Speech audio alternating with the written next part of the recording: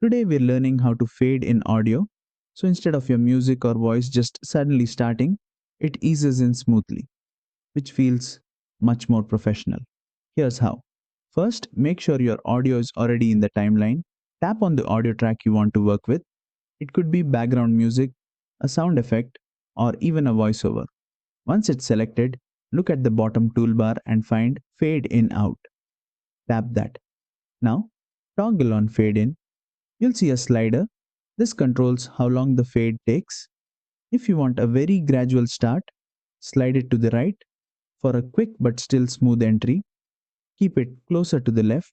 Tap play to preview. You'll hear your audio start softly and build up to full volume.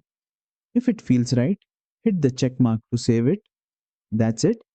You've got a clean, polished audio fade in ready to go. If this tutorial helped, don't forget to like the video, share it, and subscribe for more quick VN video editing tricks.